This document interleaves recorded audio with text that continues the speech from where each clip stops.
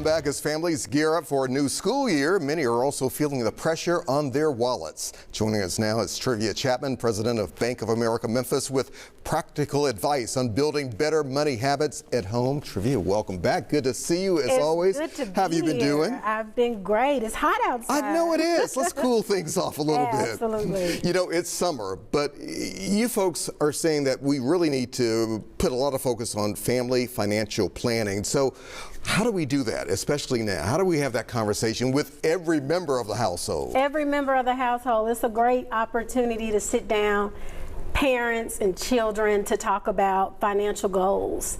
All of our family members have goals, whether it's preparing for college or something as easy as preparing to buy that favorite toy. Right, right. You know, my little boy asked me the other day, he was telling me about something that he saw on Amazon, and he wanted this toy. Right, right. And it was $20 and it turned into $50. And he was like, but Mom, I really, really want it.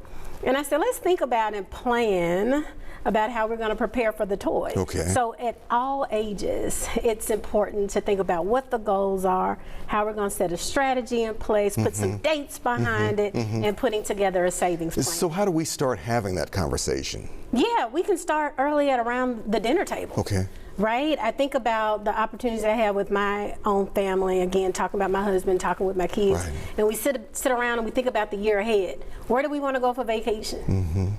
What do we want to buy? What's that thing that we want to do? What's happening over the next 12 to 24 months? And putting it down on paper and starting to put budget around it and preparing for it. If we start now, and to use your word, preparing, what differences can we see months from now, years from now, in the future?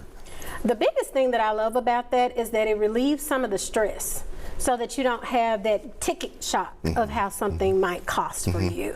So if you're saying that something is $1,000, but we're planning that $1,000 a year from now or 18 months from now, and you start thinking about how can I piggy bank this and putting a little bit away at a time, then it relieves some of that sticker shock, which also helps to relieve some of that stress. That makes a lot of sense there. Also, when it comes to sticker shock, a lot of folks are already, believe it or not, thinking about back to school already, even though, like you said, it's still summer and it's still hot out there, but we have to start shifting gears.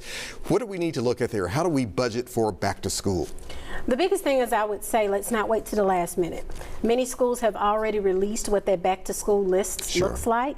So have an opportunity to go out there to the papers, go out there to the websites and see what's on sale, how long that sale is going to run, again, to prepare and see how much something's going to cost, so you can, again, start putting that money away. And also think about great things such as tax-free weekend. Yes. That helps to save on some of those dollars as well. Right.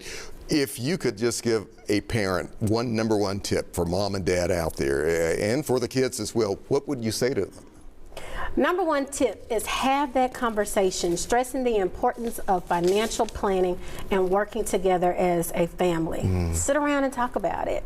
Even those big ticket items, as well as those favorite toys that they look. I was going to say, you know, you're going to have a lot of kids say, I want this, Mom, I want that. What do you say to them there? How do you still strike that balance, that chord? Teaching them at a young age how to budget and prepare. Again, going back to the conversation about my son, my oldest is also, he just started his first job, right? So we're looking at some of the things that he wants to buy. He's a gamer and he loves all things games. So I sit there and I say, well, if you're ready to buy this and you need this game card and it's $200, do you really need it? So you start to also teach them about, again, planning, preparing, delayed gratification. You don't have to buy now. You can prepare for it. I wish I'd had your great advice years ago myself. Trivia, always good to see you. Thank you very much. Thank you so much for having me. My pleasure. All right, Jake.